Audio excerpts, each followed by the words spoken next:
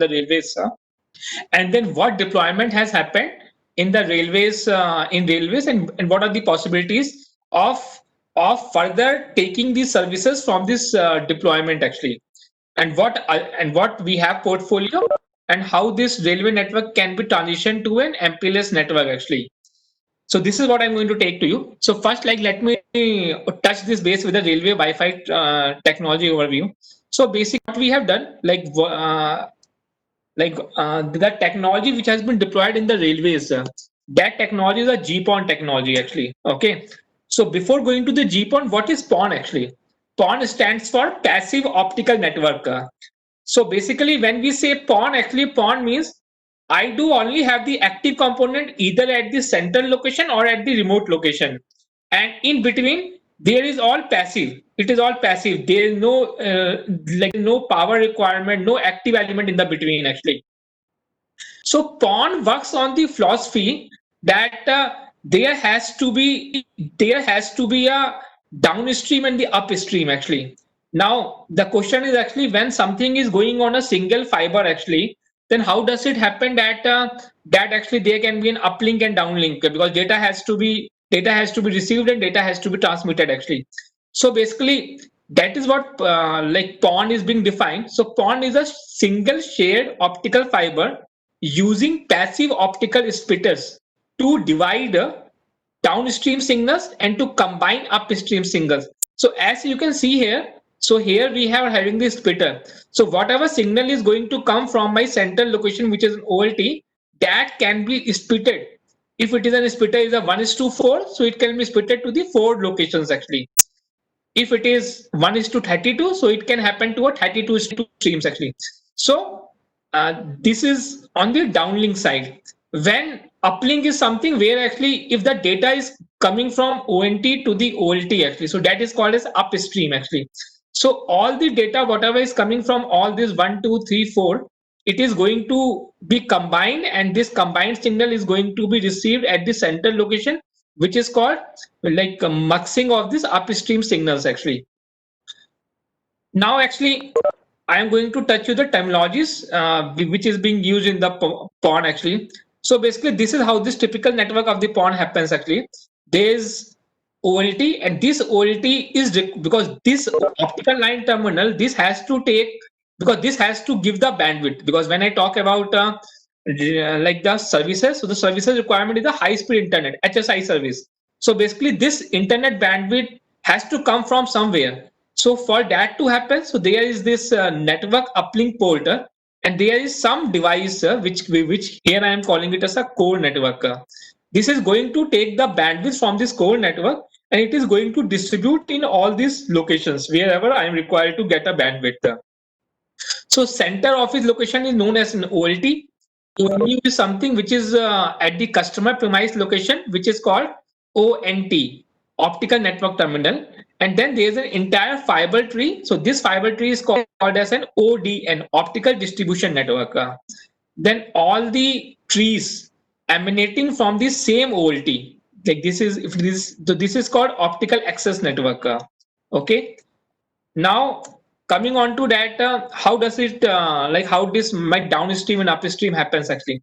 So as you can see actually, in a single fiber, how can I differentiate my different channels downstream and upstream. So I do it by virtue of the wavelength actually. So basically what I say, whatever is going to be on the downstream side, that is going to be 1490 nanometer actually, and what is going to be the upstream side, that is 1310 nanometer. So 1310 nanometer and 1490 nanometer is the GPON wavelength actually. Now the question comes, what is this 1550 nanometer? So this 1550 nanometer is for the cable TV services, for the video services. So basically there is one more wavelength which is a 1550 nanometer actually, which is being used for transmitting of the broadcast video actually. So this is how it happens actually. So uh, if I talk about in GPON network actually, how can network be built actually? So basically I have given you one very small example. Like if I say this is a railway station, in this railway station, if I am going to extend these services from the railway station to all this nearby location.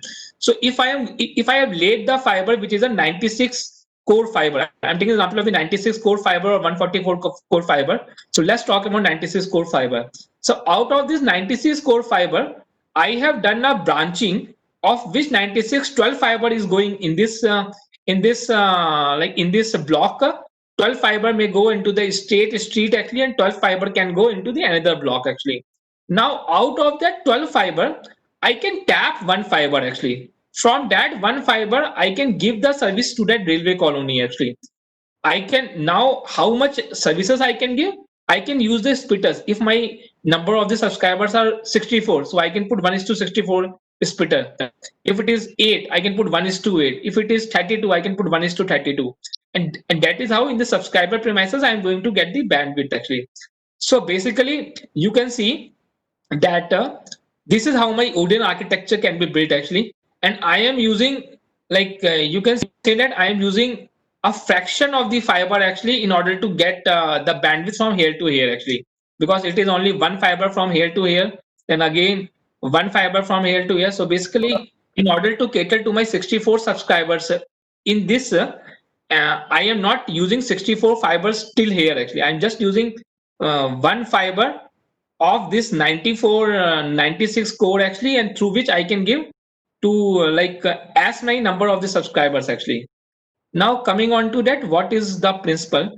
So this is something which I've already told actually. What is this? So basically, the complete GPON actually, it works on the principle which is called wavelength division multiplexing, WDM actually, because here we are talking about the lambdas. We are talking about the wavelengths 1310 nanometer, 1490 nanometer.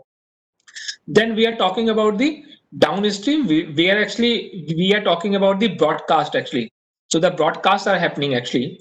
Then we are talking about the TDM technology, so time division multiplexing, because whenever multiple datas are coming from various ONT ports, they are getting multiplexed and then reaching to an OLT. So there is where this TDM technology is being worked out, which is called time division multiple access actually. Ranging is performed this is something called which is like ranging. So basically, based on the ranging, I can define what particular ONT is being added to what time slot of the OLT. And then these are the additional functionality which is called physical layer, OAM, auto discovery, dynamic bandwidth allocation. So now when we talk about you have deployed GPON actually, which is a 2.5 Gbps slash 1.25 Gbps. So the question comes, what next actually? So when we're talking about that, what next actually? Before talking to what next, let me cover this actually. So this is how is it actually. In this standard is called ITUT G.984.x actually. In G.984, the downstream is 2.5 Gbps slash 1.25 Gbps. Then upstream is 120 to 1.25 Gbps, and the split ratio is a 64. 1 is to 64 and 1 is to 128. This OAM is being carried on the OMCI channel. Security is AES, which is called Advanced Encryption Security Algorithm actually. Then there is a protection which can happen in the 50 millisecond protection actually. Encapsulation is a jam encapsulation, and it can go to 20 kilometer actually. This is a differential distance actually. What next actually? So when we say what next, from 10 slash 2.5 Gbps, like from 2.5 to 1.25, I can go to 10 Gbps slash 2.5 Gbps. So this is called XGPON actually, which is an ITUT G.987. Then the question comes, okay, people requirement, like if, because most of like GPON is something which is being used for the servers and all that. So for that they say, okay, I need an uplink also 10 Gbps and downlink also 10 Gbps. For that there is a technology which is called XGS-PON, which is ITUT G.9807. Then came, okay, what 10 Gbps is also not enough for me. Then it is like 4 into 10 Gbps, 8 into 10 Gbps, which is called NGPON2 actually, which is G.989. Then there is called SuperPON, which can do 16 into 10 G, 16 into 10 G upstream and 16 into 10 G downstream. That is called SuperPON. And these are the different wavelengths. So the interesting point is that you can see GPON, XGS-PON, NG-PON. So they all can use the same ODN architecture. So which means I am not required to change this ODN, because all this technology, whether like XGPON, the wavelength are different. You can see XGS-PON upstream is a 1270 upstream actually, and downstream of the XGS-PON is a 1577. GPON is 1310 and 1490, and GPON is 1520, like 15 27, 28, 29, and then there is a this which is 1600, like 1600 012. So basically all these GPON, XGS-PON, and GPON2, so they can make the use of the same ODN architecture. So which means whatever architecture you have built on the ODN side, actually, it is not required to be changed actually when you are going to transition from a GPON to a 10 GPON. Then there comes another question. If I deploy XGPON, then am I required to change the ONT for those subscribers also which do not require 2.5 Gbps? No, you can run GPON plus XGS-PON. So basically, whoever customer is looking for an XGS-PON bandwidth, you give an XGS-PON bandwidth. Whoever is looking for 2.5 Gbps of the GPON, you give them like that bandwidth. So it is coexistence actually. That is very important thing actually. So on the fundamental sides, on the technology side, this is what is it. Now I am going to cover to the next topic, which is more focused on the railway Wi-Fi deployment and the possibilities actually. So I will cover this. After covering this, I will entertain questions before going to my next. So this is how this railway Wi-Fi network has been built actually. You can see that what happened, that there has been an IPM plus architecture of the Railtel actually. There are on the average there are between 10 to 15 station which is connected from which is connected in a ring form actually, and this ring is been uplink has been given onto 1 gigi. So wherever Railtel POP has been found which has got an IPM plus router, so 1 gig uplink has been given from this OLT to that OLT actually, right? That is what has happened actually. And what services has been given? Services is something where the Wi-Fi service has been given actually. So right now there has been a Wi-Fi service which has been given from all these OLTs, which is TJ2100 N OLT, T21 N OLT. So this is what actually. So basically, if we see the scenario, thus the problem statement was we have to provide a reliable bandwidth connectivity to thousands of remote stations to backhaul the Wi-Fi traffic. The deployed, so 10G backbone is built actually. So all these railway stations are riding on a 10G backbone actually. Handover to the Railtel has happened on the 1G uplink, and there is a services of the free Wi-Fi at all the railway station, and this is Gigi port on this is being used for the uplink actually. Now, when we talk about this network is already there actually, what are the opportunities actually? What are the opportunities for network to deliver more actually? So one is that when we talk about this FTTS service, it can be rolled out. As you can see the figure here actually. So these are the services which can be rolled out. Services can be given to schools, colleges, hospital. Services can be given to the railway colonies. Video surveillance can be given by using this backbone only actually. And then there can be a health kiosk actually. In the health kiosk the bandwidth can be given actually.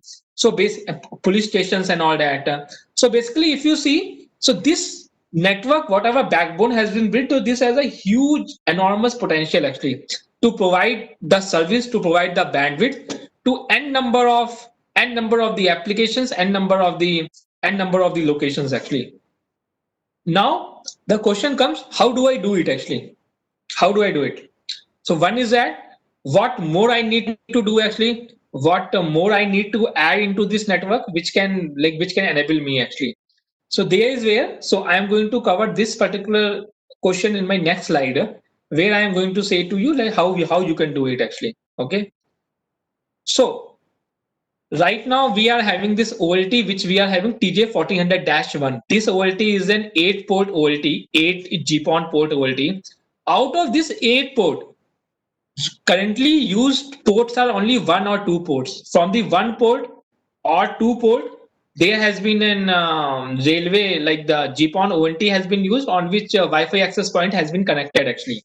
So this is how is the architecture. So basically in every railway station, either the two Wi-Fi access points are there or it is like four Wi-Fi access points are there, that's it. And out of eight ports, only one port or two port has been used actually. That is what is the scenario right now actually. How do I extend further actually? So one way of doing it is that because with there right now the splitters, whatever splitters have been provided, that splitter is a 1:2 splitter actually. Out of that 1:2 splitter, one Wi-Fi is connected, one this ONT PoE ONT is connected from which Wi-Fi has been given, and the port is vacant actually, right? So one possibility is that there is a railway colony which is in the near vicinity actually. So if I say I have put this one more splitter over here, which is near to the railway colony actually, and I am putting a 1:32 splitter actually. So by 1:32 splitter, I am giving us services to a 32 homes actually. So this is what I am doing actually. So basically, from the unused, if I say out of 1:2 splitter, one port is being used. From the unused two ports of the splitter, I am extending that port using another splitter of 32, and then I am giving to railway colonies. Now, in every home of the railway, actually, you can provide an ONT. So this is an ONT which you can provide, which can be ONT with Wi-Fi, because Wi-Fi is something which is which is required in any home actually, right? So you can use an ONT. So additional thing, whatever you have to enable, it is you have to buy splitters, you have to buy ONTs to give us services to the railway colonies, and of course you have to put you have to put in a small stretch of a single fiber from here to here, the way I have told you earlier actually. Okay. Okay, apart from the railway colonies, like what next? So you can see there are schools, there are hospitals actually, right? So how can I deliver the services to the schools and hospital? So basically what I am doing, out of eight port, there are other ports. Basically we right now currently there are only one port or two port of the OLT being used. There are six ports which are vacant. I can use I can use the six ports, any of those six ports, and I can use the splitter, and there I can give to the school and hospital. So I can put an ONT with only Gigi port, with only multiple Gigi ports actually, or Gigi plus Wi-Fi ports in the school and ONT. So basically, in order to give only one connection to the school, I just need to put in one ONT. If the school wants more connection, I can put in more ONT actually, similar to the hospital actually, right? Now, apart from the school and hospital, what is that most critical application which we can target? That is a surveillance application. So one is that we can target the surveillance application directly in the railway station, because railway station you can put a cameras, and these cameras you can connect to these splitters, and then save like the and this ONT which is an PoE ONT, power over Ethernet ONT, which can be used actually. This is a surveillance which you are providing to the nearby locations wherever you are finding that okay, like it is required to have that surveillance maybe at the railway yards actually, where actually you feel that surveillance should be there actually. Okay, and this extension of the GPON can happen within 20 kilometer. Now actually if you have more, if you want to cover more subscribers, so you can put 1:64 splitter directly from the OLT ports. So basically out of 8 port, you can use one port for giving the services to all these homes. You can use another port which you can give it for the school, hospital and colleges, or you can use mix of it actually, but this can be one way of implementing it actually. These are the network possibilities. Now the question comes, okay, this is what we are talking about, how it can happen and all that. Now there is one more application which is called periphery surveillance. What is periphery surveillance? Periphery surveillance is something actually where we are talking, okay, you want to have a surveillance on the railway track to on the railway tracks actually. So there may be certain railway track length where you want to have a surveillance. How can you do it actually? Okay, everywhere you must be having a pole over here, and the pole you can put a CCTV cameras everywhere. So basically all these cameras are recording actually, right? But I want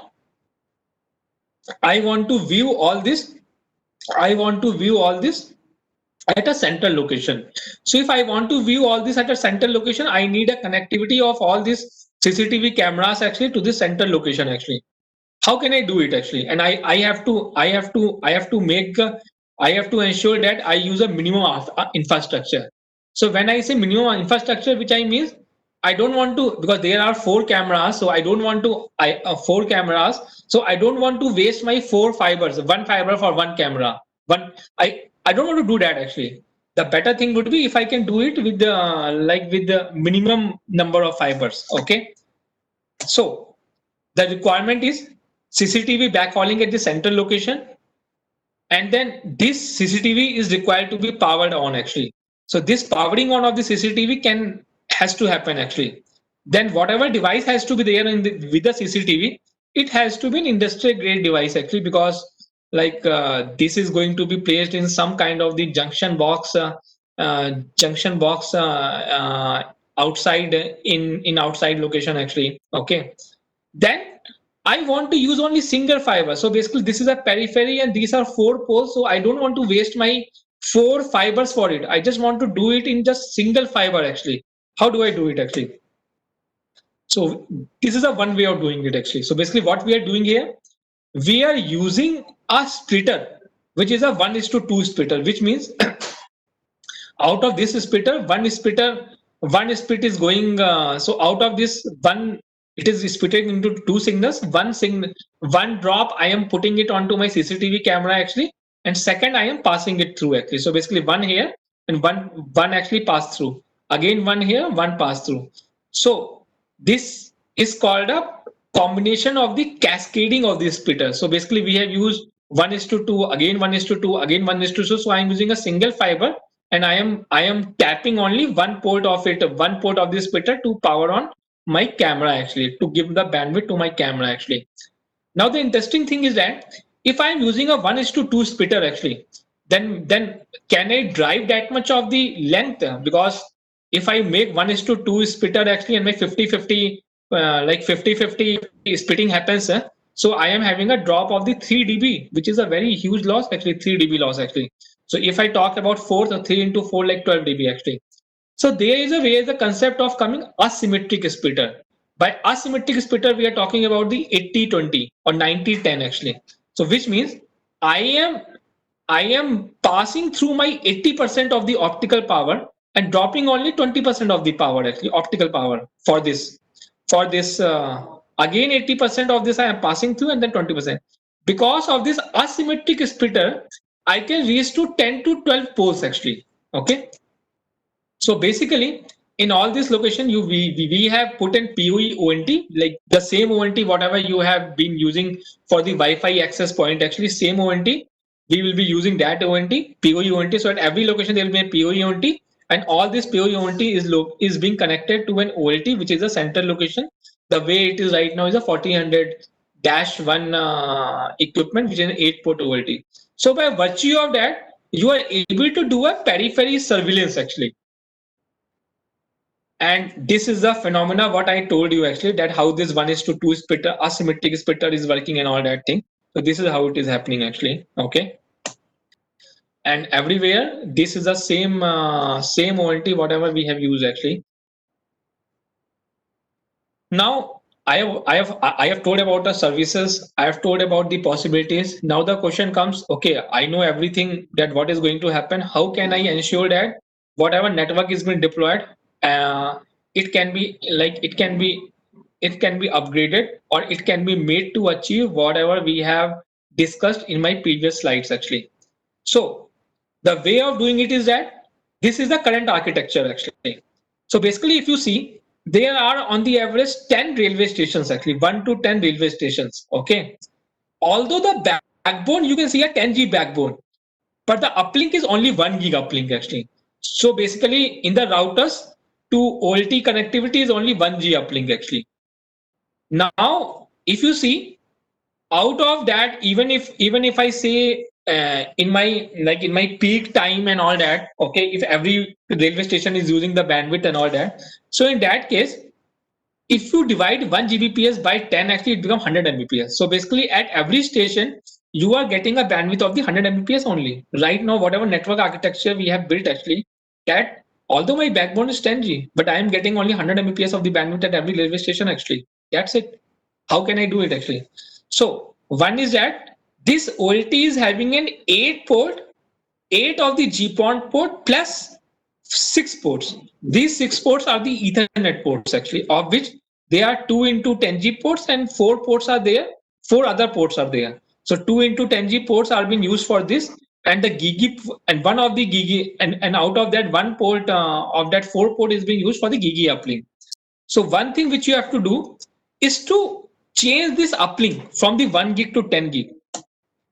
So if you have to change the 1 gig uplink from 10 gig uplink, so there is a requirement of the 10 gig uplink software upgrade in all this location, which is the which is a location where actually you are handing it off onto this IP, like the Railtel router actually. So in these two locations, you are required to upgrade from a 1 gig to 10 gig actually. Only at those locations actually. You can see that if you take a 10 stations, 10 by 10, 1 Gbps. So basically, from at each railway station, you are able to get 1 Gbps.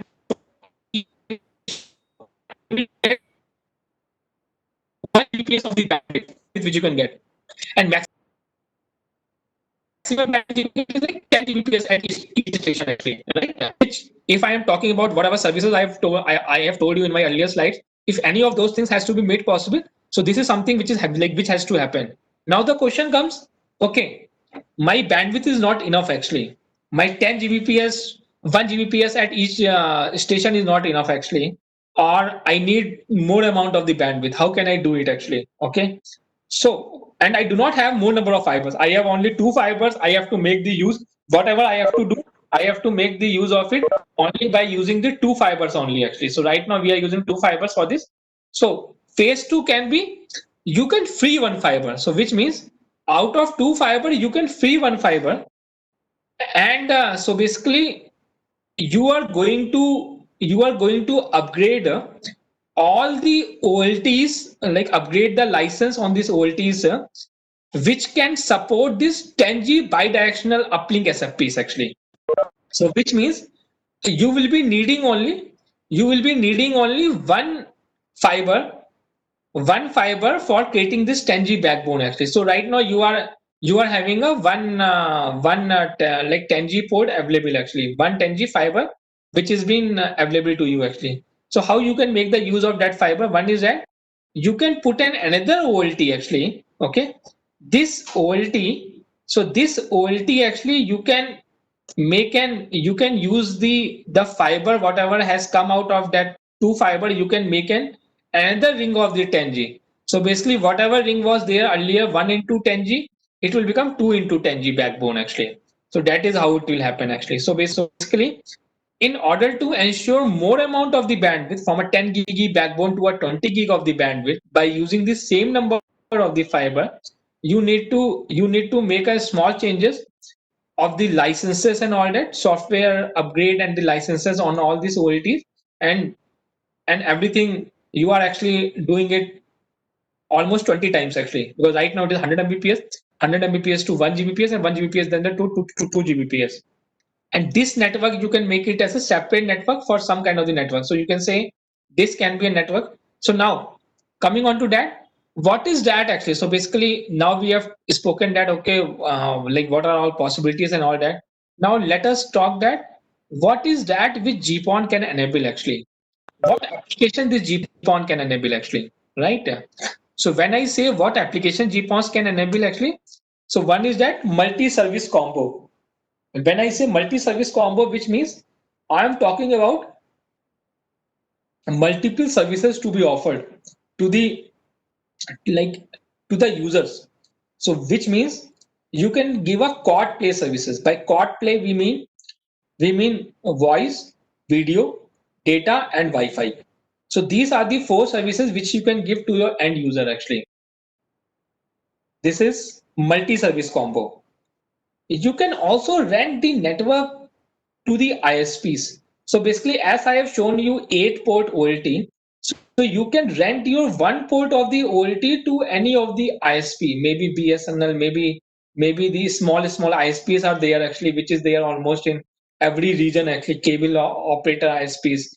There are some thousands of the cable TV providers and small ISPs which are there in India actually, regional ISPs and all that. So you can rent the network to them actually.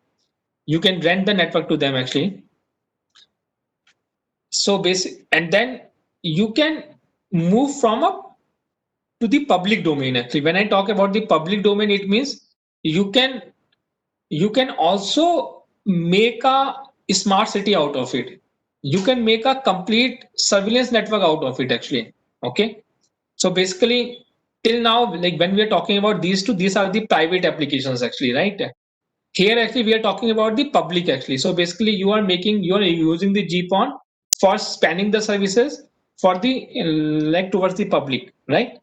Then for the services which are the like which is the government driven services which can be a Wi-Fi services, free Wi-Fi services, like the way railway is giving right now actually, health kiosk and all those things can be given by using like e-governance, chopals and all that. So basically you can give all these services by using a GPON application where you can now all these services can be offered by the same infrastructure, same OLT, because there is a quality of service parameters. So you are going to identify the different services on different VLANs actually, and then allocate them the different quality of service to them actually.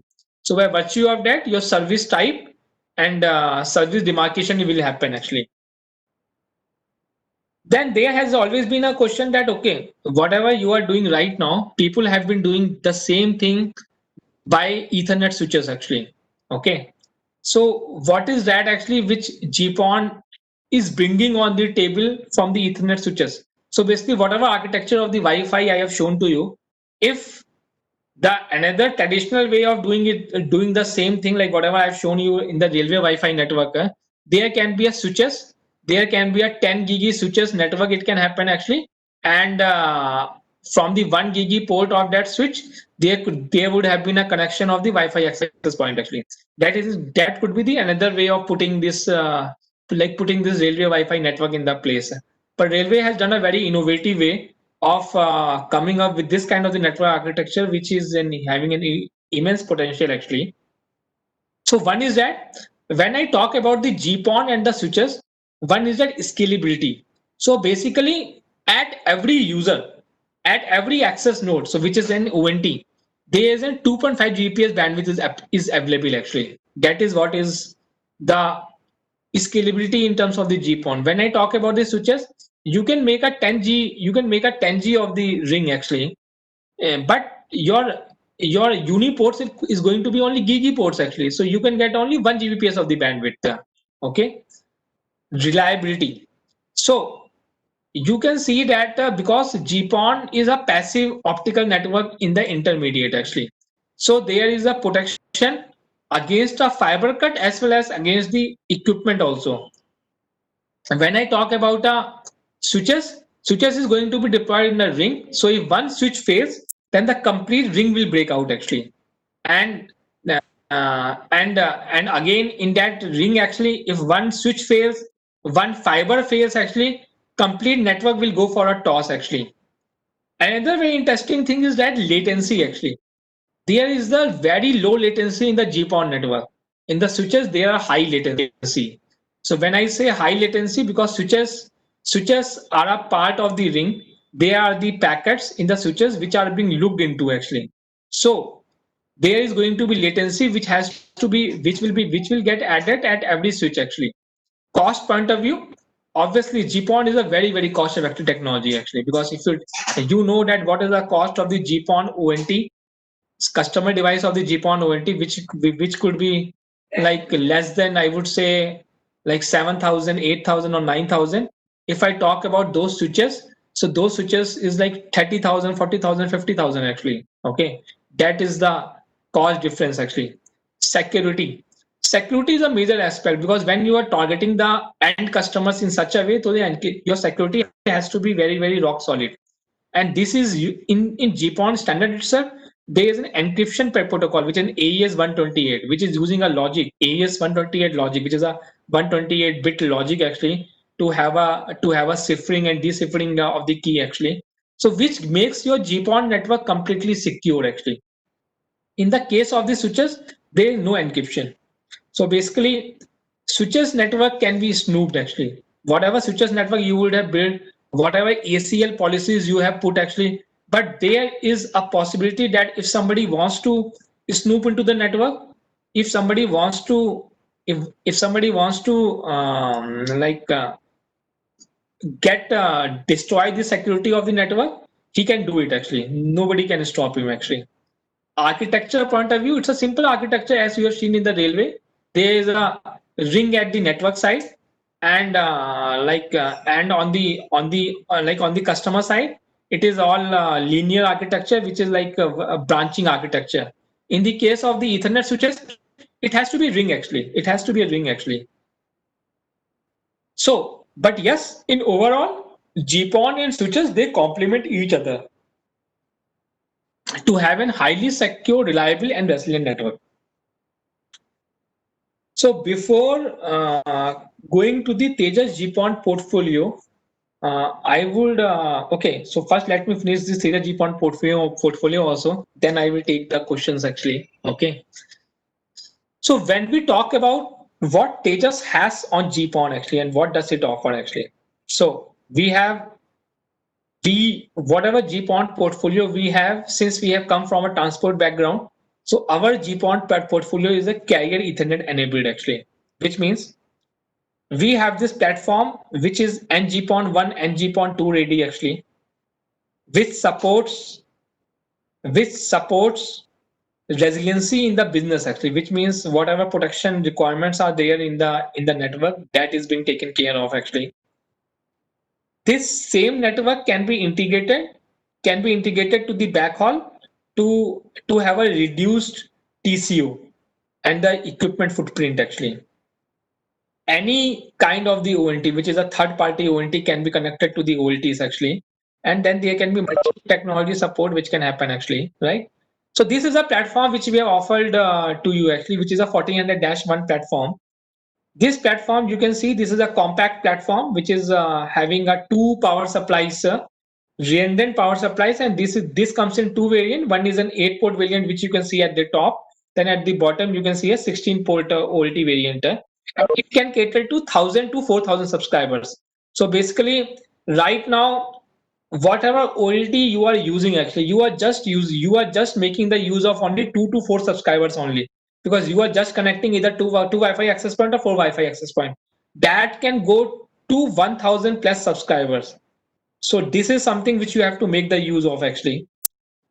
Then we have another platform which is a TJ1407 platform, which is also deployed in your network.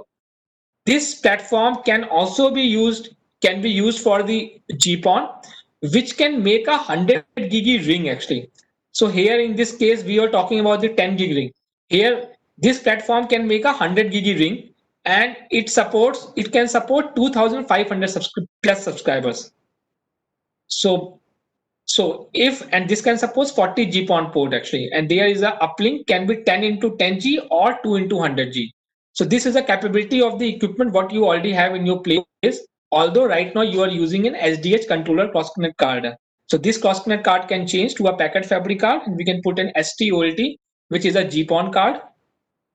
Then we have another platform which is called a medium OLT. So this is a OLT which can cater to 5,000 plus subscribers, which can have 88 GPON OLT ports.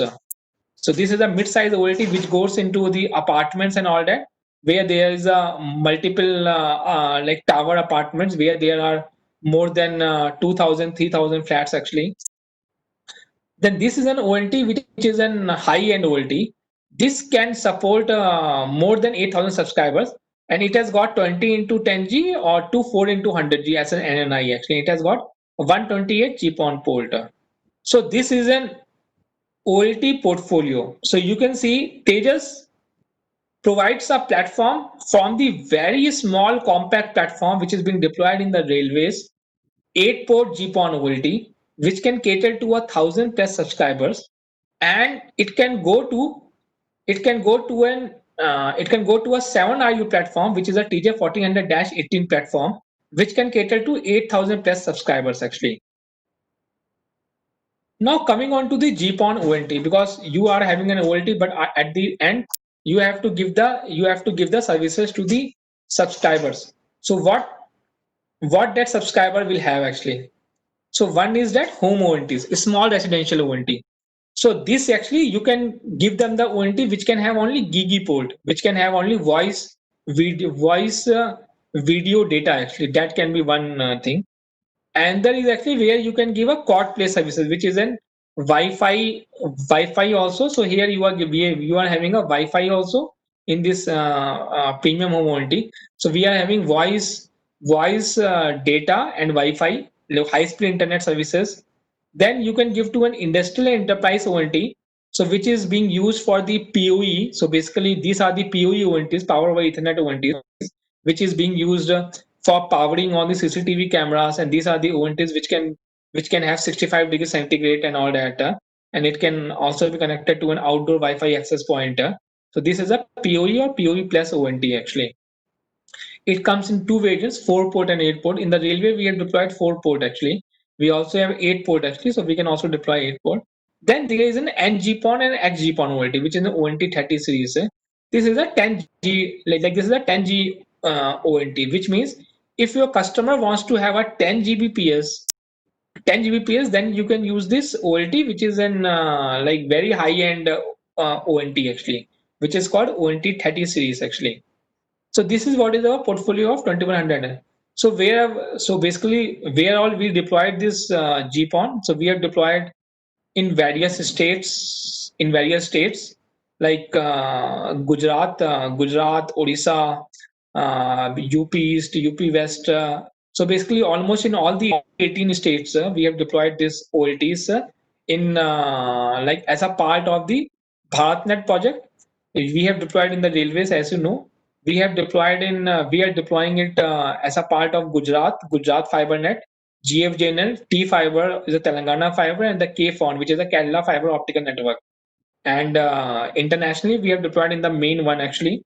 We are also deployed. We are also deploying in the Airtel, Sri Lanka Telecom, and all this we are deploying actually. So basically, if I have to summarize, so we have deployed more than 8,000 OLTs and more than 100,000 ONTs. This is what we have deployed actually. So I would like to take the question on this GPON Wi-Fi possibilities actually before I move to the next section, which is going to be my railway transition to the MPLS network actually.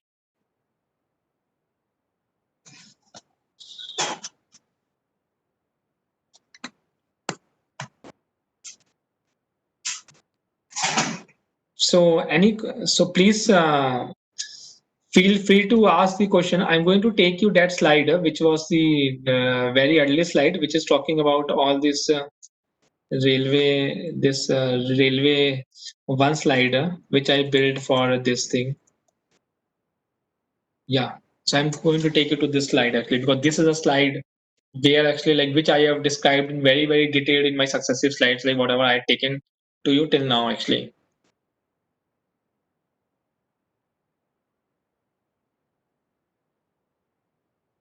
So I think everybody has muted, so you have to unmute to ask the queries actually.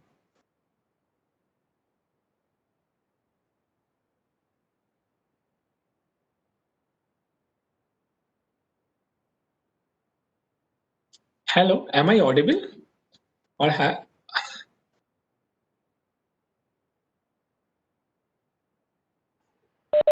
Yes, you are. Please proceed. Yeah. So should anybody is going to take the questions? Like can like does anybody have any query on this complete this railway Wi-Fi thing actually? Okay, so I think let me cover to the another part, which is where we are talking about this MPLS part actually, how this transition is going to can happen actually. Okay, so I'm going to cover this actually. So basically, Right now I'm going to cover that how the railway network can be transitioned to a packet network actually. Okay. So basically when we talk about the railway network transition to the packet, so what is the requirement? So first of all, MPLS MPLS transport profile can be enabled onto this railway network. So one is that has to be an optimized service architecture. So railway has to take care of the capex, take care of the opex, take care of the centralized management system actually, and there has to be no technology risk in terms of whatever they are going to deploy actually, and whatever capabilities they are getting right now in whatever in the network whatever they have deployed, which is SDS network on TJ 1400. So how can they make the best use of already deployed equipment actually?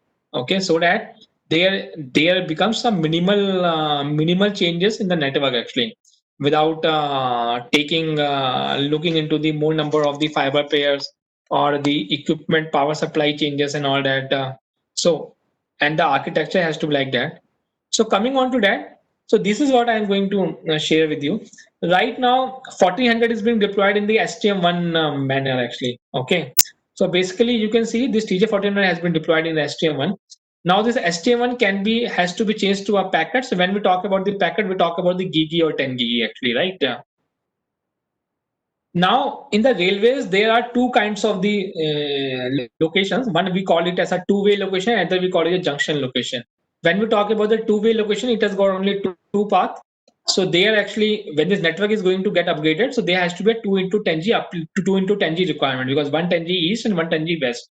In the case of the junction location, there has to be a requirement of minimum 3 into 10G, because in junction location there is a requirement of the 3 or 4 into 10G actually. So this is what is the requirement actually. And for the handoffs to the services and all that, so right now railway is using this FE port. So because of the service, more amount of services, so they will be requiring a gigi SFPs. So this is what is the requirement, a requirement of railways in terms of services actually. How can they do it? Right now, this is an equipment what they have deployed, and they in some cases they have deployed only one XA1480. In some cases they have deployed two XA1480, and there are 5 tributary slots actually. Now, when I have to upgrade from STM14 to an M plus TP, I can plug a card actually. This module can be my fabric card, which can enable my packet services actually. Okay, so you can see this cross connect remains as is it actually, and there is one more card which has been added onto it, which is called a which is a M plus TP packet fabric card actually. This M plus TP packet fabric card has enabled this system to become as a pure PTN equipment actually. Now, whatever, because they are XA1480 card, they are 32 events actually. So these events can be carried onto this F4 actually.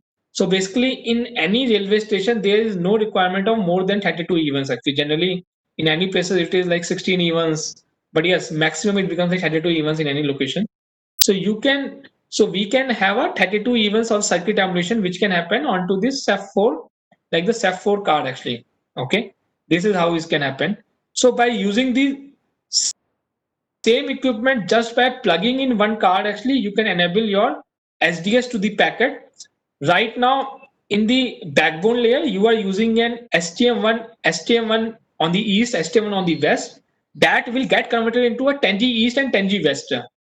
So there is going to be the 10G, like 10G network, which is going to be upgraded from the STM1 network without asking for the additional fiber pair actually. Same fiber pair we are going, like you can make the use of actually.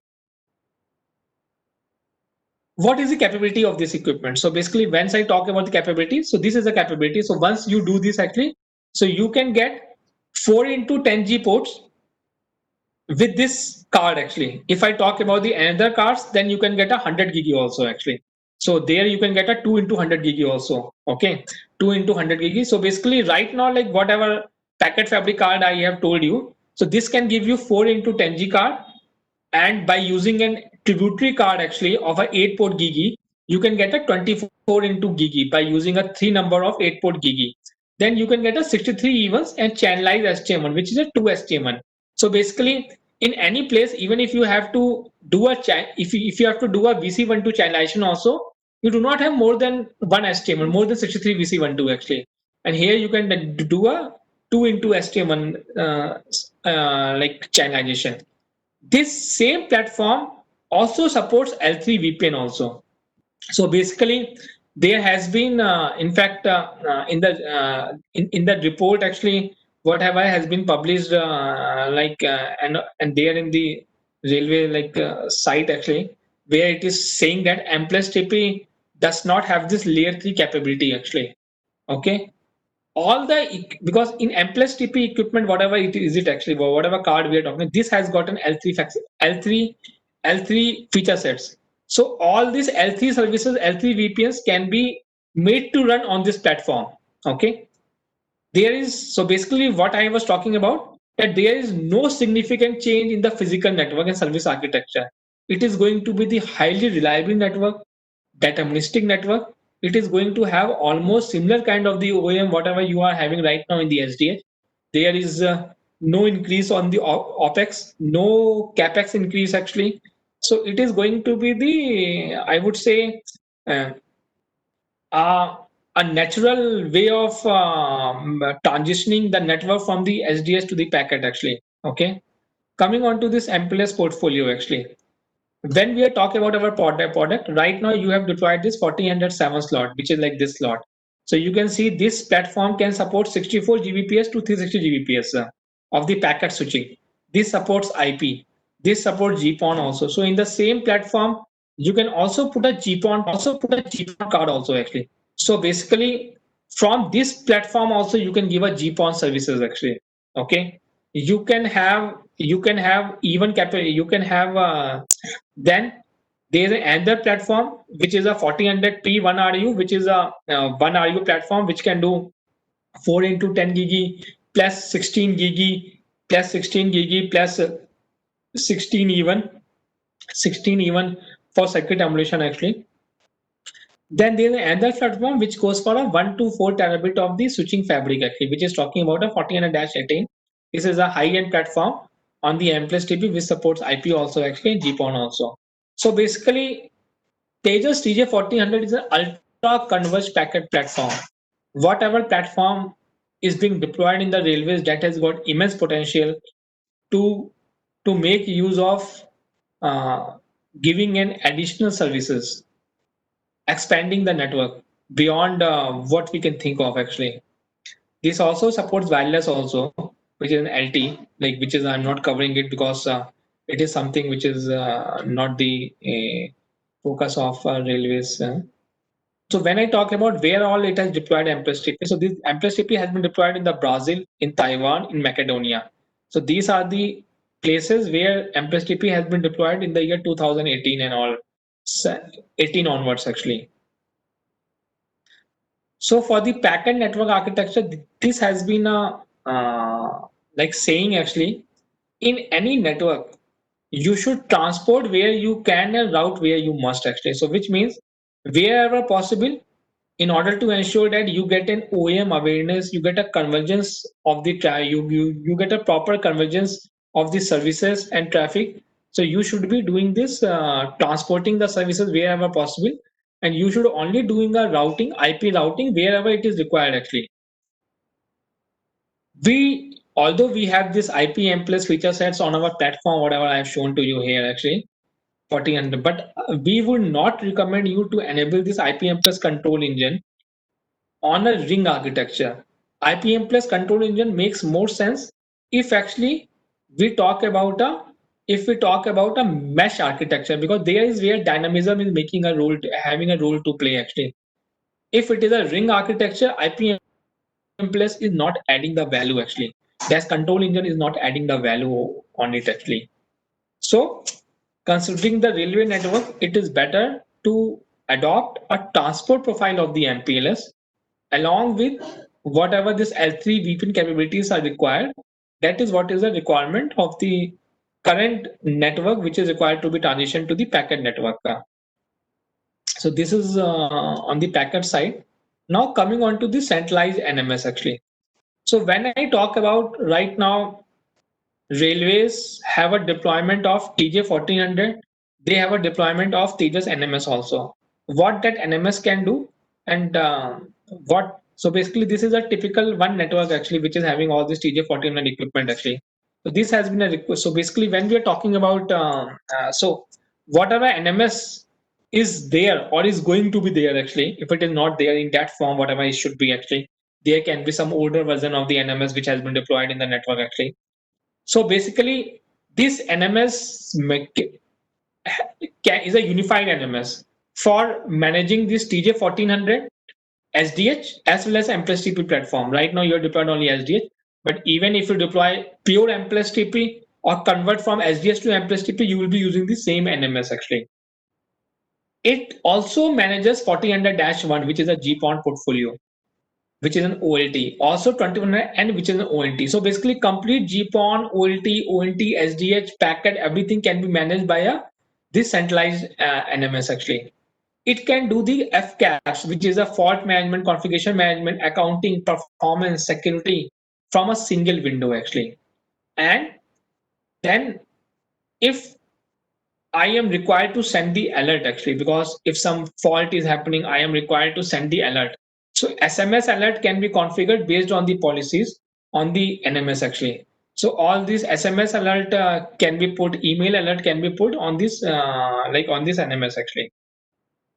Now coming on to this, another thing is that partitioning actually, because there can like there are different like divisions, zones, and all that.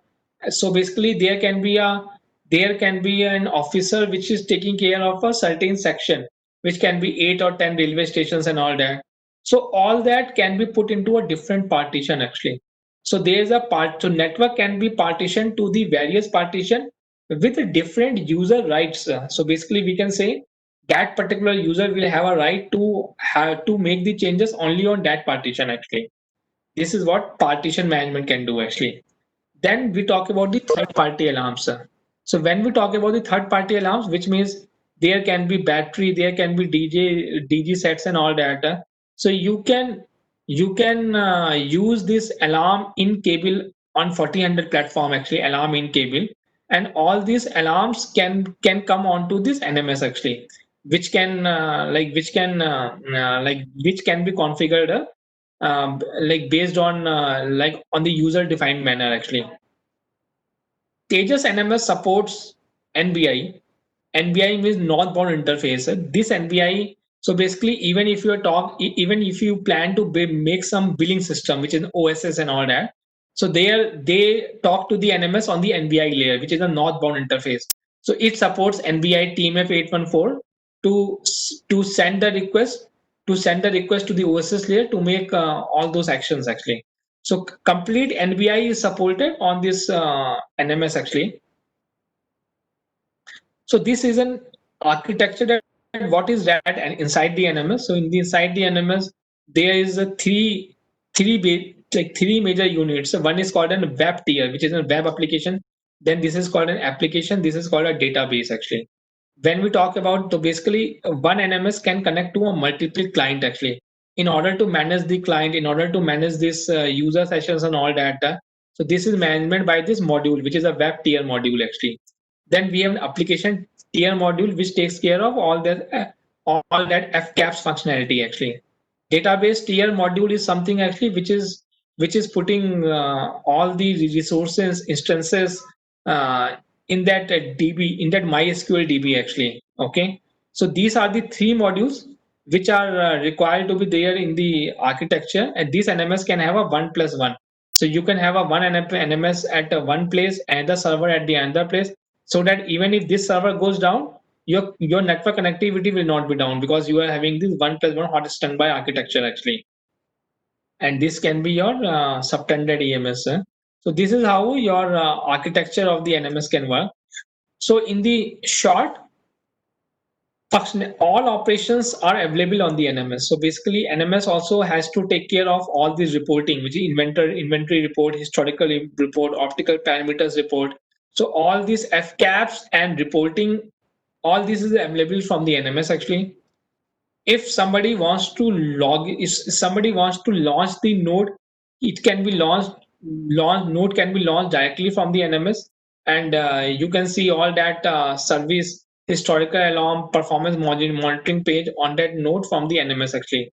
So basically, you need not go to the node actually to do anything over there actually. You can view all these things from the NMS itself by launching a node view actually. So this is all I have actually. So I would like to open the session to all actually. So I'm going to take you to the very first slide, which is an agenda actually. So you can ask any question on any of these like any of these points which I covered actually.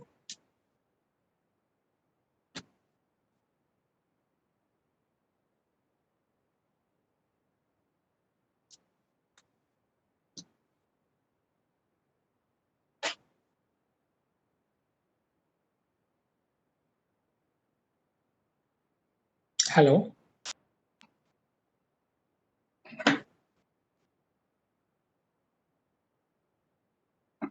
So please unmute yourself actually.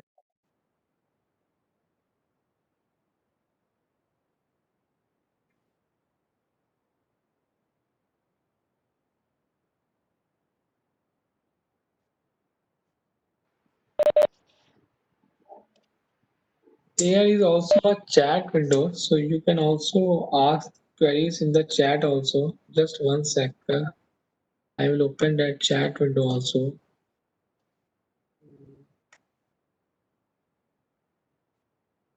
So you can also ask the query in the chat. I can answer you on the chat actually.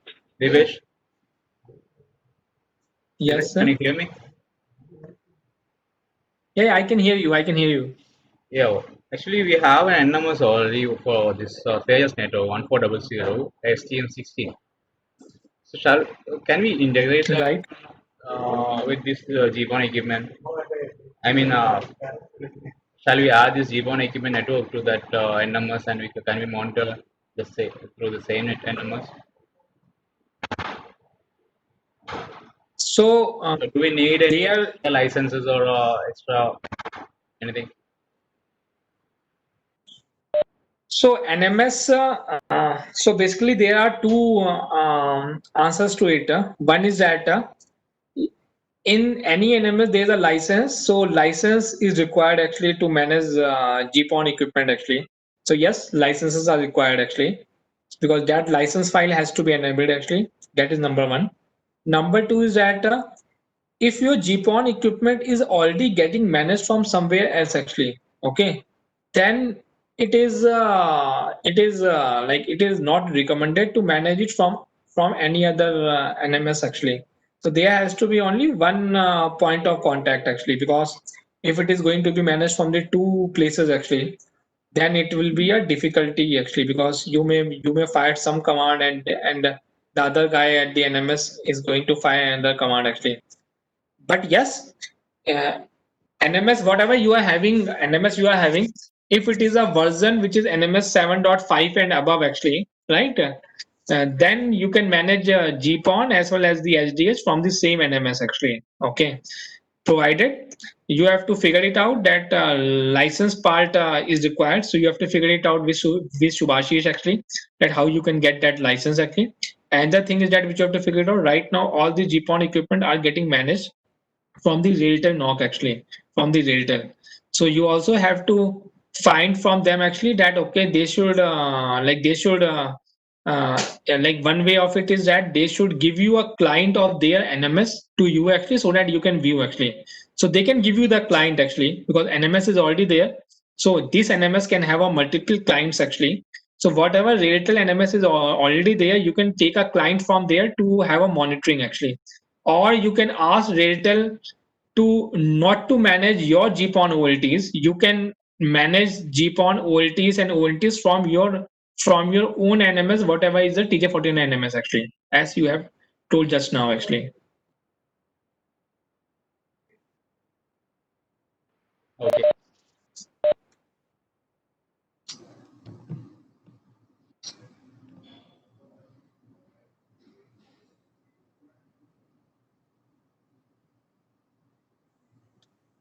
So basically, okay. So I would like to. Hello. So I think queries are not coming. So I will put the queries to you actually for me to understand actually, right? So first of all, I would like to understand from you guys that if I talk about the railway Wi-Fi network actually, what is that like among all the application, what is that service which you can target actually? Can it be railway colonies actually? Can it be like CCTV cameras in the railway station actually? What is that which you feel that can be made immediate use of actually?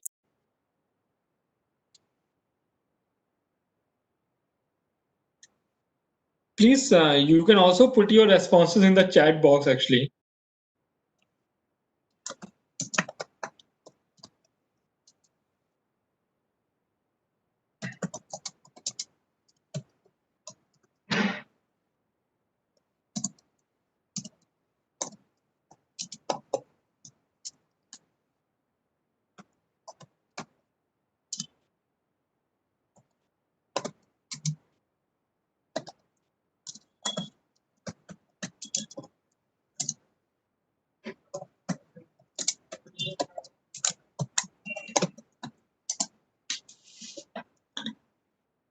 Okay, that is there's a so you can extend the internet to the railway colony. So this is something which is the which is a most prominent used case actually. So for that to happen, you just have to take the you just have to take the ONTs from us. So we have an ONT which is an intern which is an ONT which is like having this all this which is a 1 gigi plus 1 FE plus Wi-Fi plus POTS port actually. So you can take these ONTs from us actually, and you can enable extend the internet to the railway colonies actually. And it is also not required that you have to that okay, one more thing I wanted to tell actually, I think I just skipped. It is also not required that you have to depend onto the Railtel for giving you internet. There are 6 ports in the OLT actually. So out of that 6 ports, there are still 4 ports. In that 4 port, you can take the feed from anywhere. You can take the feed from the Airtel actually. You can take the feed from Vodafone. You can take the feed from the BSNL actually. So you can use their bandwidth to deliver the internet services actually to the railway colonies. You are not required that okay, you need to rely only on the Railtel for giving that extending that service, because Railtel is having the connectivity on the uplink actually. You are having the and in every railway station wherever railway colonies are there, they are actually just take an internet bandwidth bandwidth from any of the service provider whatever is there actually, put in that 1 gigi port of OLT actually. Or you can also, because they are like as I told, you can do a software upgrade from 2 into 10 gigi to 4 into 10 gigi actually, right? So you can also enable from 2 into 10 gigi to 4 into 10 gigi, take the bandwidth from service provider, and you can do it either on a 1 gigi or 10 gigi, and you can give the service to the railway colonies immediately actually.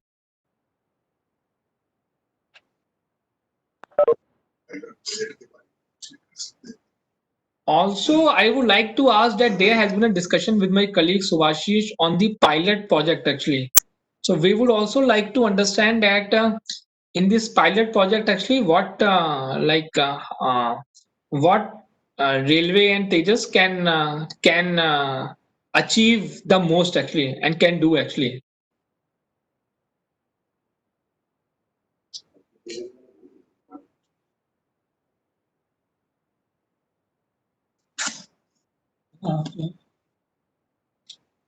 So with me, Subhashish is also here actually.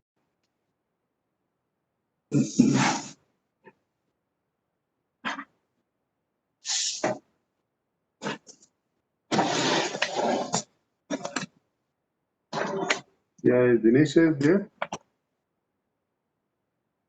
Dinesh sir, are you there?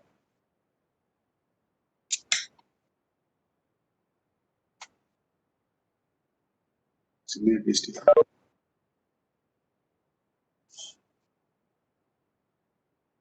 The senior DST sir is there on the call.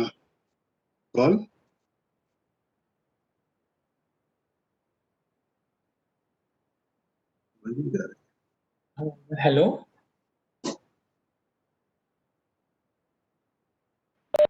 Actually, no. Senior DST sir is another meeting. Actually, it's on training. So is this Jashwant sir?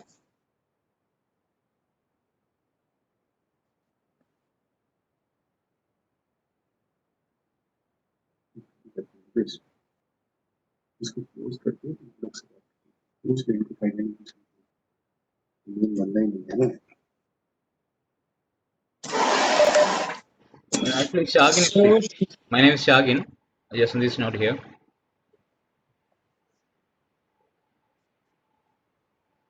so Hello? should we any queries, anything which you would like to me to answer actually on the pilot project side, actually anything which we can do actually, which we can discuss right now actually.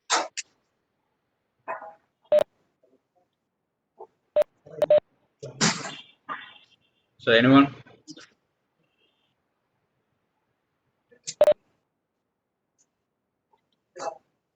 So we can close the call if there are no questions actually.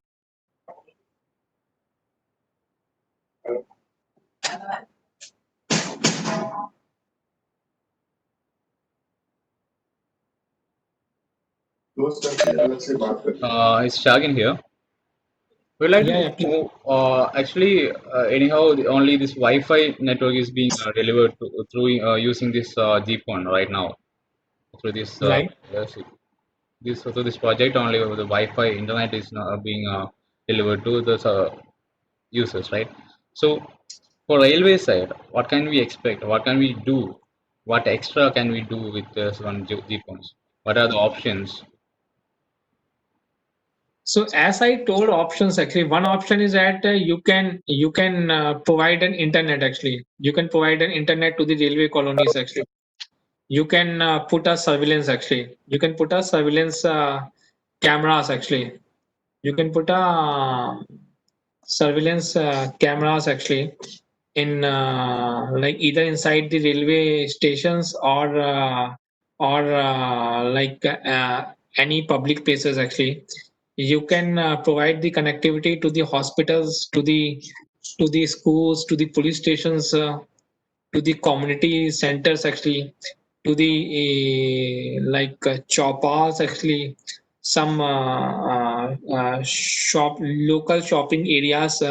So you can provide all that thing actually. Then there is a question actually which is saying that how do we get the ONT failure restored actually?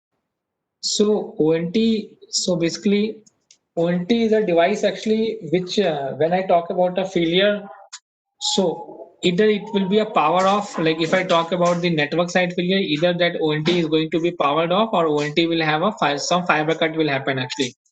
So both of these failures gets reported onto this NMS actually, and based on these failures actually you can do the action actually. If there is going to be the power failure on the ONT actually, then you are going to get a dying gasp alarm actually. So by dying gasp alarm, you can figure it out that this is a power failure of the ONT actually. If you are getting a loss of signal alarm LOSI actually, then you can figure it out that this is a optical fiber cutter which has happened either from the splitter to the ONT or from the splitter to the OLTN and all that.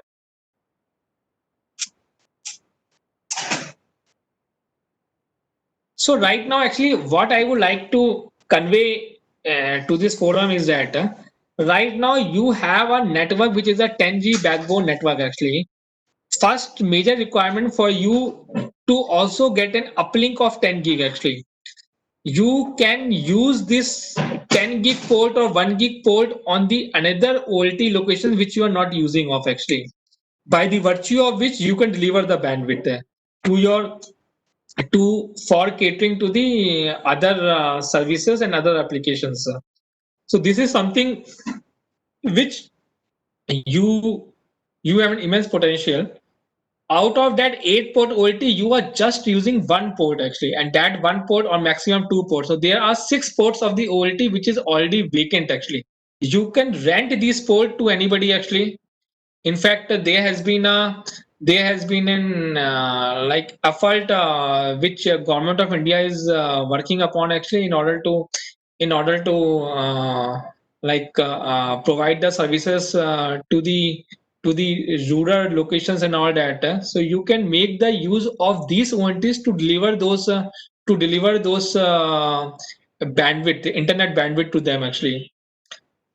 And yeah, and in the similar way, you can also give the proposal to the DOT or to the government of the India that okay, with this network, you can light up this many number of the users and population actually.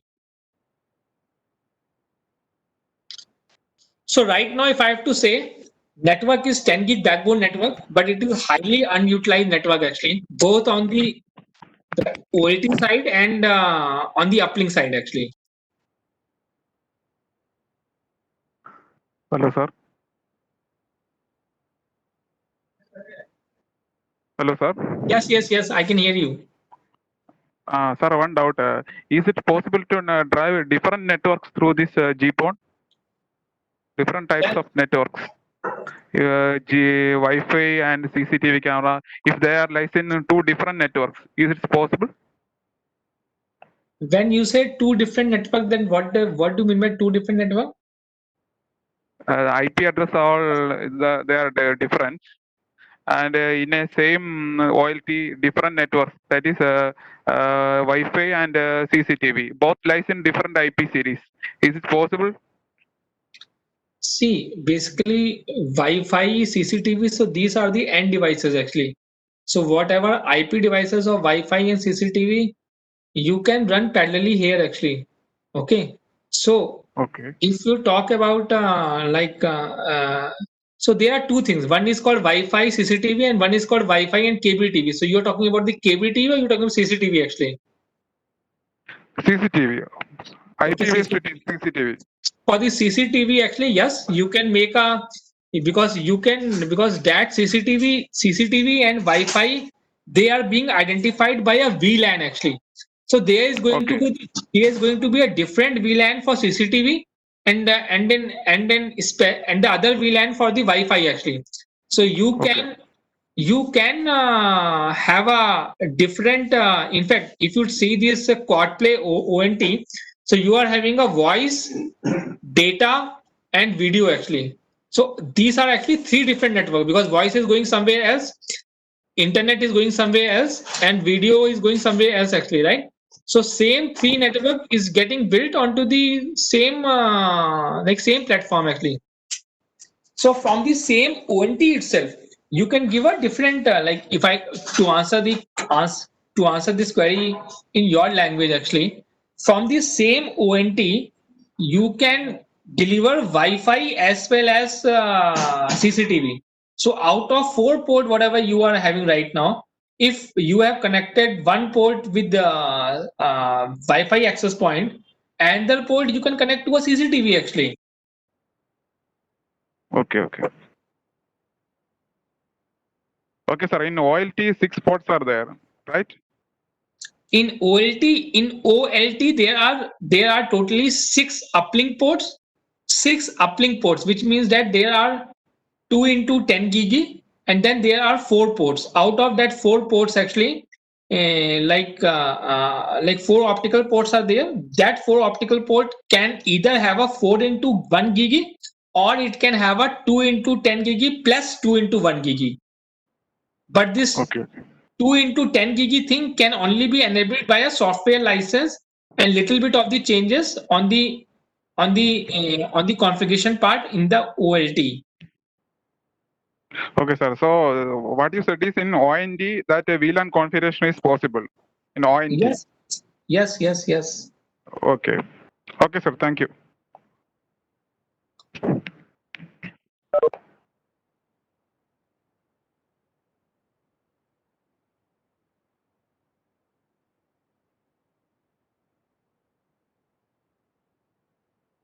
In fact, you can cascade also OLT. So which means out of like okay, so let me which means out of that 6 ports of my uplink ports in my OLT, you can connect one uplink port to another OLT. Like you can buy one more OLT from us.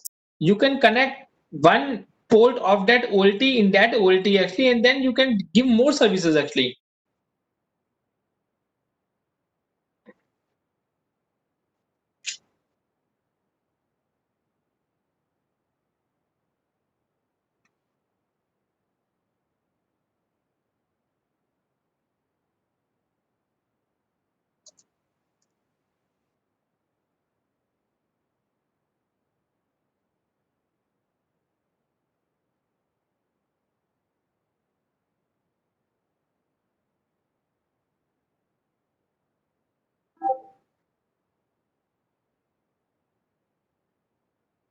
So we are expecting to make this network use to its uh, best possible limits actually. And you can see all these video surveillance, health kiosks, internet. So this should be different from this network. Hello, sir. Yes, Sir, now the backbone of this Wi-Fi network is RailTel. right. Can we add our network into that means railway network through VPN, sorry VLAN, and can we have the NMS also? Okay. So But one is that means okay. now the NMS also managed by RailTel only. Okay. So what I would suggest that you can have your own network actually, but are you going to use your so when you are saying that you want to have your own network, so are you going to use another fiber pair for it, or you are going to use the same fiber pair like whatever is it?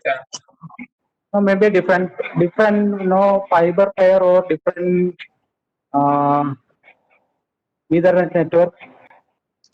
So if you can use a different fiber pair, if you can use different fiber pair actually. So as I had shown you in that slide actually, where actually I showed you that there are 2 into 10G actually, right? And so we can have like in all these OLT, because right now we have talked about only one OLT which has been upgraded from 1 gig uplink to 10 gig uplink, right? So we can one sec. Let me minimize this.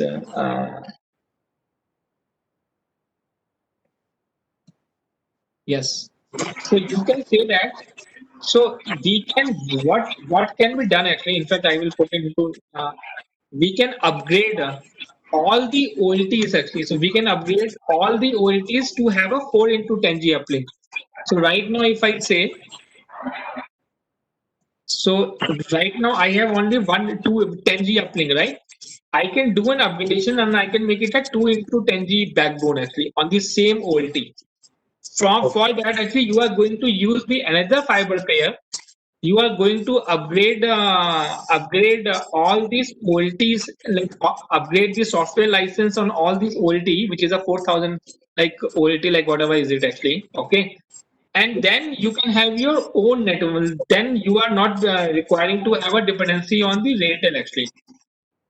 And What about out of 8 ports, actually, you can tell to RailTel that from because there is a port number 1 to port number 8 actually. So you can say that port 5 to port 8, it is me who are using actually. So whatever configuration has to be done, it has to be done by you actually. Port 4 to port 8. From the NMS point of view, actually, what can be done actually? We have an NMS which is of the RailTel NMS actually, right? yes. So we can do a partitioning actually, okay, but we can do a partitioning, but partitioning can be done only on the like it cannot be done in that partial manner actually right now. So I will have to look into it. That can partitioning be done in such a way that Not like a partition. Can we use it as a simultaneously? Because if we have, they are having the NMS, we have any urgent configuration in any ONT. So at that time they are not available. Can we now manage that through our NMS? Same ONT. See, from the ONT perspective, actually, right? Yeah. If I have to say that you can, I am telling you very generic statement actually. Okay, any device actually, any device, if that device is accessible to the management system, right? It can be Yeah. one management system, it can be two management system, it can be four management system actually, right? Yeah. If that device is acceptable to that management system, so from management system you can do actually, right? You can do there, nothing stops you actually. Okay, the Okay. only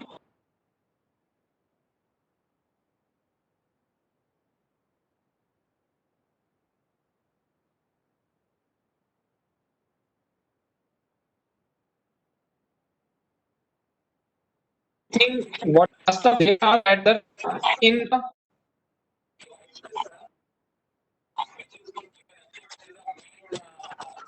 on which information goes actually. Mhm. So there we can put a multiple management system IP address also. Okay. So the information can go on to the multiple NMS also actually. Okay. Okay. Okay. So that see, if there is no conflict of the interest between Railtel and Railways, if that can be figured it out, right? No, no, Then that's yes. conflict. If we So ask then, if urgently, you maybe can they figure are it out that out of these 8 OLT, I am going to use only 4 ports. Railway will have the jurisdiction on only out of these 4 OLT ports, out of that 8 ports actually. Yeah. Okay. Then even if you configure from your NMS actually, so those ports are never going to be touched by the Railtel actually, right? Yeah. Similarly on the uplink side, because you can say out of six optical ports, these 2 ports are ports actually on the network side, which is going to be used by me actually. Yeah. Yeah. And in fact, all the OLTs, the other part actually, even if you are not managing the OLTs actually, right? You Okay. can manage the ONTs actually. Okay. From your NMS, you can manage the ONTs actually. Okay. You have to get a connectivity of any one of the DCN OLT actually, right? Okay. And in the OLT, there is something called TR069 client actually. So, to answer your question, it is possible actually, but we have to work it out that how it is possible actually. But yes, it is possible actually. Okay. Okay. Okay. Okay. Thank you, sir.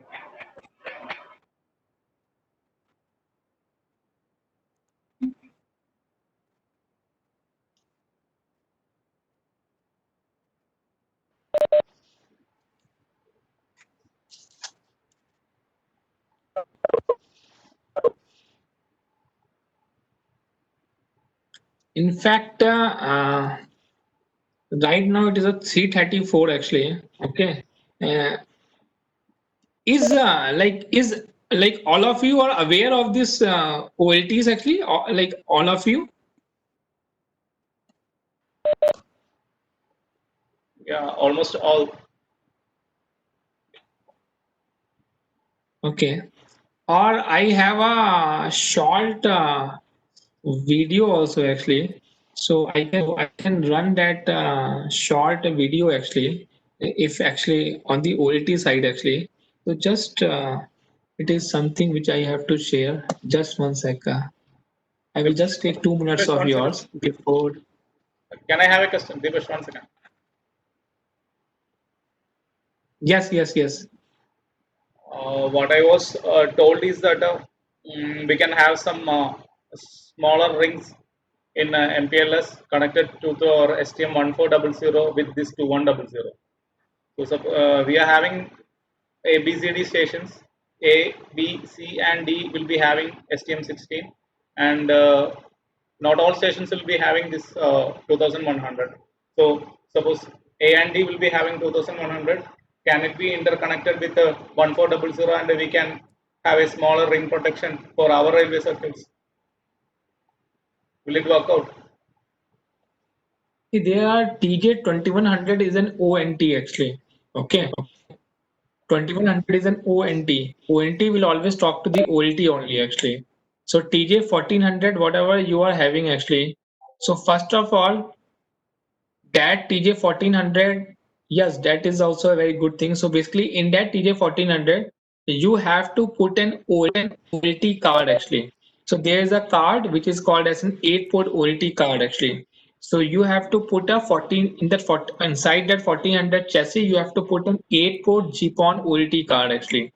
And whatever STM16 you are having actually, STM16, okay, along with STM16, you have to put a switch fabric card also actually, because this OLT is going to talk on the top layer to a switch to a packet uplink actually. So you have to add certain cards on your TJ1407 slot actually to make that happen actually. Because TJ1407 is a converged TJ1407 is a converged platform. It can have GPON OLTs actually. It can have a packet. It can have an SDH actually. But right now, you are using only SDH cross connect card, which may be XA10G or XA20G actually right now. Actually, will a card with a 1G port will communicate with this ONT? Ceph card of 1 port. See, when Ceph card is a layer 2 card actually, which is having an Ethernet over SDH actually. Okay.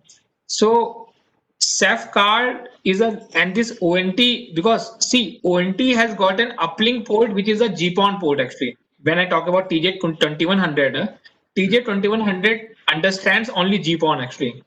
So you need to have an GPON OLT card inside 1407 actually to make 1407 understand that 2100N.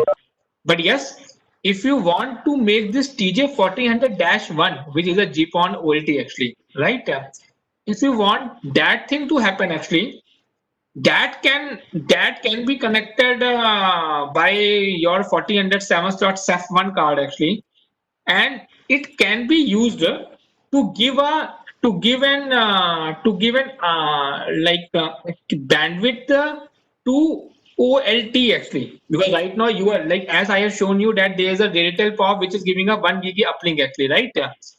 So from this Ceph1 card, you can give an uplink to the 1 gig port of that OLT.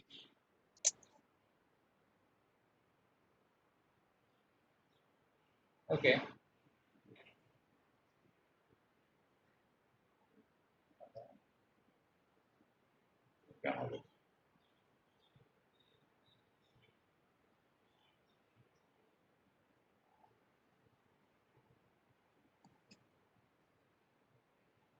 So I am running a very short video actually. Okay, on our pizza box OLT, whatever I had described. J1401 is a pizza box, one bench box or pounds, which features high capacity, hard flexibility, and flexible point.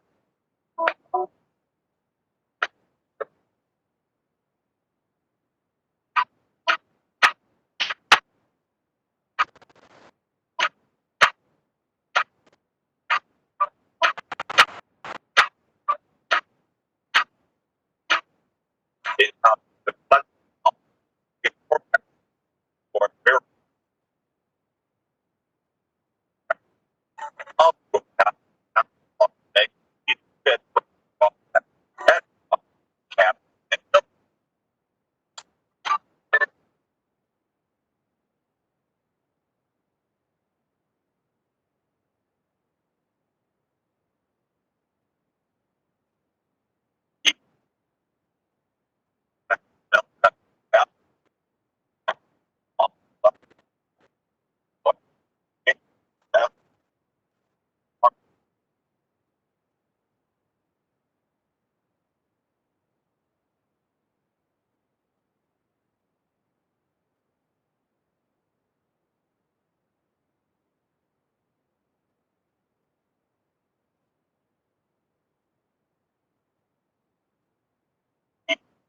There is a One for you. video player.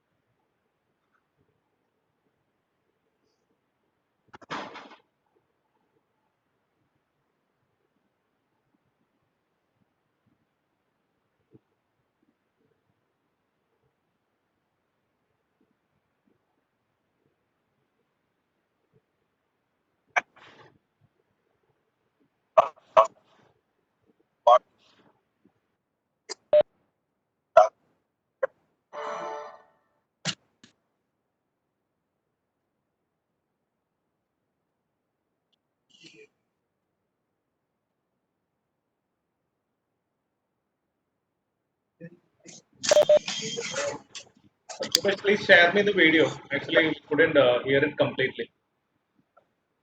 There were some technical. Yeah, we are going to get it uploaded onto our website also actually in a week, like in a week or week after that actually. So you can have a look at it from there actually.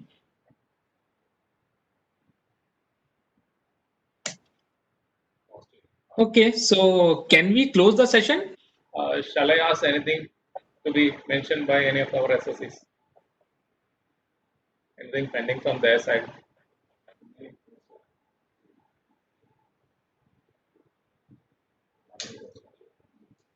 Yeah.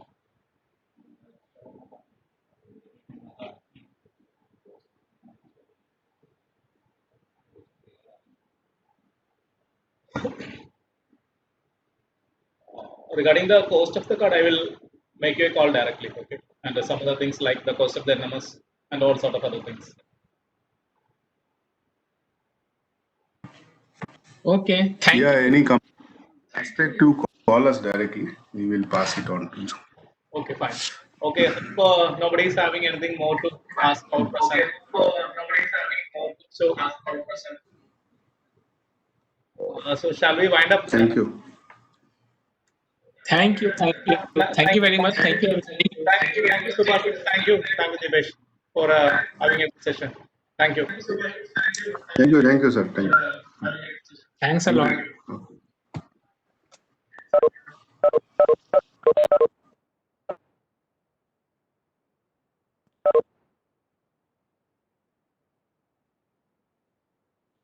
Okay.